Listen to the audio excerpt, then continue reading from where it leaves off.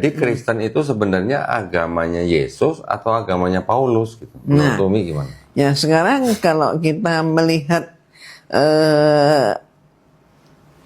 masa dakwah, kalau gereja mengatakan dakwahnya Yesus itu 3 tahun, Ya. di usia 30 sampai 33. Ya. Habis itu udah nggak ada. Ya. Ya. Versi mereka katanya dibangkitkan. Ya. Berarti nggak ada kan di situ. Ya, berarti nggak ada. Nah kemudian kalau Paulus itu mempunyai jangka waktu yang panjang. Cukup lama. Cukup lama, 20 tahunan. Ya.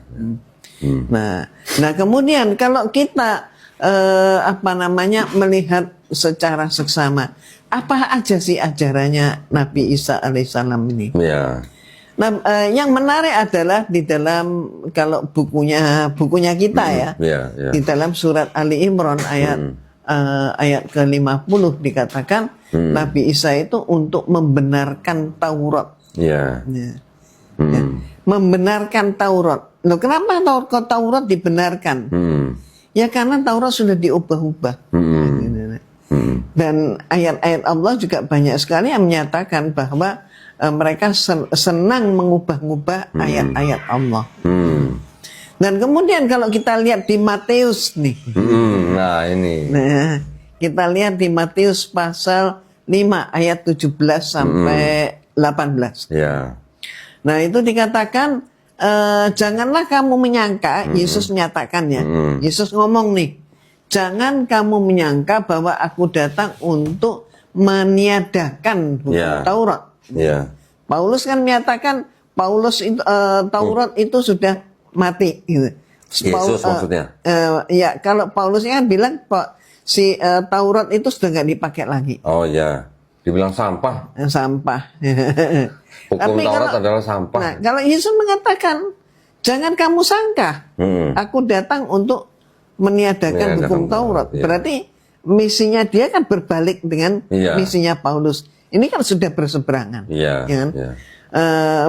Malah Nabi Isa menjamin di dalam Matius pasal 5 ayat 17 sampai 18, satu iota pun tidak akan berubah dari hukum Taurat. Iya, iya. Nah, kan itu ya. Betul. Nah, dari sini sudah jelas nih.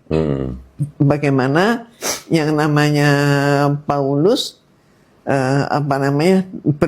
sebenarnya tidak sinkron dengan Nabi Isa alaihissalam. Iya. Dan kemudian kalau kita melihat kemana saja sebenarnya Yesus berdakwah. Nah itu pun beda, berseberangan lagi. Yeah. Nabi Isa menyatakan bahwa kamu hanya untuk domba-domba yang hilang dari umat Israel. Yeah. Dan itu di mana kita bisa lihat? Matius juga ada. Yeah. Matius pasal 10 ayat 5 sampai dengan 6. Yeah. Ya itu dia sebutkan begitu. Malah juga di Matius pasal 15 ayat 24. Jadi dakwahnya Yesus itu yang mengatakan, aku diutus hanya untuk domba yang hilang dari umat Israel. Ya. Tapi Paulus menyatakan dia untuk seluruh dunia. Ya. Nah, ini kan sudah berseberangan lagi. Ya. Dan kemudian kalau kita lihat lagi, misalnya saja kita bisa melihat tentang masalah khitan. Kalau memang kalau tentang masalah khitan, maka ternyata Nabi Isa alaihissalam itu di khitannya itu ya usianya 8 hari. masih 8 hari, masih orok gitu ya. Iya. Masih baby gitu. Iya. Paulus juga disunat 8 hari, Umi. Siapa yang bilang? Ada keterangannya nih. Nah, tapi kan untuk dia sendiri, Paulus sendiri kan juga sebenarnya mengaku sebagai darah Yahudi. Iya, darah Yahudi dari suku Benyamin. Ya kan? Jadi ibunya darah Yahudi tapi bapaknya Romawi. Bukan, bapaknya dari Yahudi, dari suku Benyamin, ibunya dari Tarsus. Oh, ibunya dari Tarsus. Tarsus Yunani. Nah. Terus tapi nih, disunat pada hari ke-8 Filipi 3 ayat 5 nih. Ya, ini kan Yesus. Bukan, Paulus. Ini Paulus nih ini.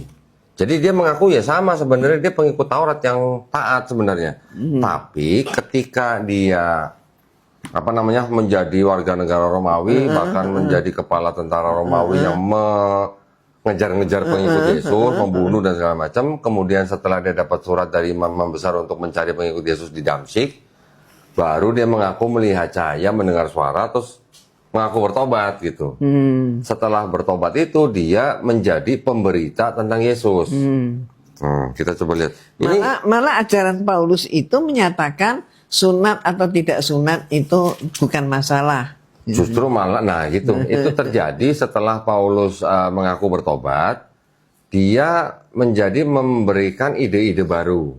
Yang tadinya Yesus tidak pernah mengajarkan dosa waris, Paulus jadi mengajarkan dosa waris.